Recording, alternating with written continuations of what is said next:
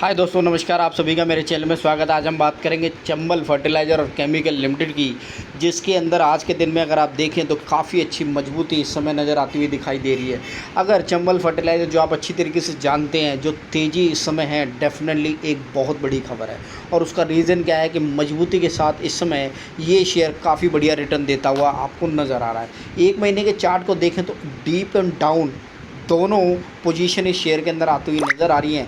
यहाँ पर ये शेयर काफ़ी अच्छी तेज़ी से ऊपर भागता हुआ नज़र आता है। वही रीज़न है कि एकदम से फुर्ती के साथ दोबारा से ये ऊपर आता हुआ नज़र आता है, यानी कि शेयर के अंदर कुछ दब के चलता हुआ नज़र आ रहा है। और बहुत पहले चंबल फर्टिलाइज़र के ऊपर एक खबर आती हुई नज़र आई थी कि आपको आने वाले टाइम में ये मजबूती के साथ बहुत बढ़िया रिटर्न देता हुआ नज़र आएगा। क्योंकि इसने अपने बहुत बड़े हाई से, ये देखिए, अपने हाई से नीचे ये इसका हाई है और वहाँ से काफ़ी अच्छी पोजीशन के लिए इसके अंदर ब्रेक आता हुआ नज़र आया और वहाँ से फिर से ये कंटिन्यूसली आपको ऊपर की तरफ बढ़ता हुआ नज़र आ रहा है। यानी कि ईयर टिल डेट की बात करें तो ये शेयर आपको दिखाई दे रहा है कि किस हिसाब से ये अपनी पोजीशन से गिरता हुआ नज़र आ रहा है। अगर मैं हाई की बात करूँ तो ये वो दिन है जब आपको ये देखिए, ये प्राइस है 18 अप्रैल को, जब ये 507 रुपये का था और वहाँ से ये टूटता हुआ आपको लगभग 266 रुपये पर मिलता हुआ नज़र आया 30 जून को।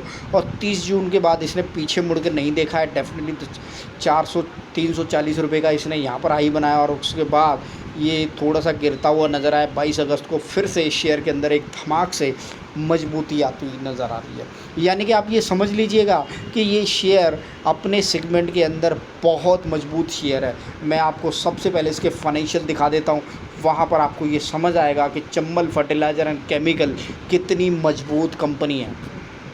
चल इस पर आए तो अपनी ये और दीजिए चंबल दूसरा फर्टिलाइज़र के ऊपर चंबल इसकी अपडेट फर्टिलाइजर आती है हुई जहाँ नज़र पर आ भी रही बढ़िया मूव जो आप सुन है। लीजिए। इन दोनों में क्या करें? चंबल फर्टिलाइजर की अगर बात की तो यहाँ पे स्ट्रक्चर जो है वो थोड़ा बेहतर हो रहा है और इसका जो प्रीवियस स्विंग हाई था इमीडिएट वो है 348 का। तो अगर 348 का सस्टेन अगर होगी ना तो मैं समझता हूँ एक अच्छी अपसाइड आपको देखने मिल सकती है। अगले चार्ट से बुलिश फ्लैग पैटर्न ही बन रहा है, तो इसको आप 349 के ऊपर बाय कीजिए और आपका जब आपका स्टॉप लॉस जो है वो हो जाएगा 343 का और आप जो है वो प्ले कर सकते हैं 358 के लिए। देखिए एमएनएम फाइनेंस की अगर बात की जाए यहाँ पे तो ओवरऑल में फर्टिलाइज़र के ऊपर एक्सपर्ट्स की राय भी सुन ली है। और अगर मैं आपको बताऊं तो आप ये समझ लीजिएगा कि बहुत बढ़िया प्राइस के लिए इस समय चंबल फर्टिलाइज़र के ऊपर जो बात कही जा रही है वो आपने ज़रूर सुन ली होगी और आपको आने वाले टाइम में ये लेवल दिखाई देते हुए नज़र आएंगे। मैं अगर स्टॉक की बात करूं तो आपको इस समय एक चीज़ नज़र आएगी कि 14,000 करोड़ से ज़्यादा की इसकी जो मार्केट कैप है, 10 रुपये की इसकी फेस वैल्यू है, 261 रुपये का इसका लो है और 516 रुपये का इसका जो हाई है, उसके बीच में इस समय ये शेयर आपको 348 रुपये पर झूलता हुआ नज़र आ रहा है। जैसा कि मैंने थोड़ी देर पहले दिखाया था कि 266 और जो 267 रुपये का लो उस समय चार्ट के ऊपर नज़र आया था, वही रीज़न है कि वहाँ से ये कंटिन्यूसली अब ऊपर की तरफ भागता हुआ नज़र आ रहा है। और इस समय मजबूती के साथ साथ जो इसके चार्ट पैटर्न इस समय ये देखिएगा, ये जो चार्ट पैटर्न है, डेफिनेटली मैं आपको इस बात को बोल सकता हूँ कि इस शेयर के अंदर कंटिन्यूसली बहुत बढ़िया डीप डाउन मिला और अब ये शेयर ऊपर की तरफ चलता हुआ नज़र आ रहा है। कंपनी के अंदर पॉजिटिवनेस की बात करें तो काफ़ी बढ़िया रिटर्न निकलते हुए दिखाई दे रहे हैं। क्वार्टरली 3 साल के अंदर आरओई बहुत बढ़िया है। Company has maintain the healthy dividend pay out of the 17% तक का।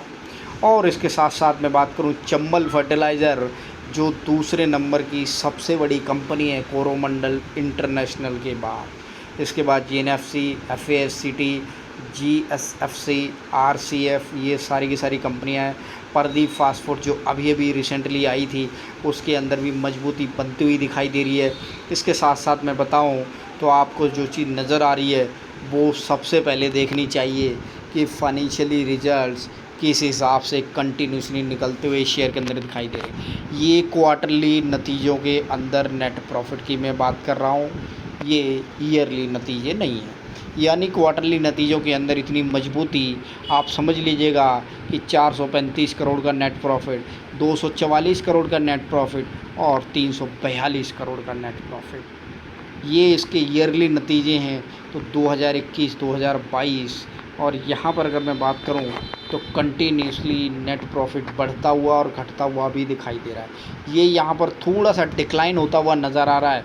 यही रीज़न है कि थोड़ा सा इस शेयर के अंदर गिरावट आई थी और फिर से अपनी धीरे धीरे पोजीशन को पकड़ता हुआ ये शेयर ऊपर की तरफ उछाल मारने की कोशिश कर रहा है। पिछली बात करें तो ये देख लीजिएगा कि यहाँ तक तो बात सही रही, उसके बाद थोड़ा सा डीप एंड डाउन आया है और पिछले 3 साल के डीप एंड डाउन को आप काउंट मत कीजिएगा। उसका रीज़न है 3 बार कोविड का आना और सिचुएशन का ऊपर से नीचे पलट जाना, और ऐसी बड़ी बड़ी कंपनियों को डेफिनेटली घाटा हुआ है जब हमारे जैसों को घाटा हुआ है। तो कईयों के साथ यहाँ पर आप समझेंगे कि आपको आने वाले टाइम में चंबल फर्टिलाइज़र बहुत बढ़िया रिटर्न देता हुआ नज़र आएगा। अगर मैं एफआई और डीआईए के कैश फ्लो की बात करूं तो किस हिसाब से उन्होंने पोजीशन को अपनी होल्ड किया हुआ, उस पोजीशन को देख लेते हैं, वहां पर समझ आएगा कि ये शेयर किस तरफ भागता हुआ नज़र आएगा। ये क्वार्टरली की बात करें तो ये देखिए कंटिन्यूसली इस शेयर के अंदर आप देखेंगे एफआईआई अपनी पोजीशन को बढ़ाते हुए नज़र आ रही है। वहीं डीआईआई की बात करें तो डीआईआई कंटिन्यूसली इस शेयर के अंदर अपनी होल्डिंग को घटाते हुए नज़र आ रहे हैं। तो यानी कि आप समझ लीजिएगा कि एफआईआई ने अपनी पोजीशन को कंटिन्यूसली इस शेयर के अंदर मजबूत रखा हुआ है, और वहीं डीआईआई की बात करें तो कंटिन्यूसली इस शेयर के अंदर अपनी पोजीशन को घटाते हुए नज़र आ रहे हैं। आपको सबसे पहले एक चीज़ पर ध्यान देना है, और वो ये है कि प्रमोटर क्या करते हुए नज़र आ रहे हैं। प्रमोटर कंटिन्यूसली अपनी होल्डिंग को बढ़ा रहे हैं।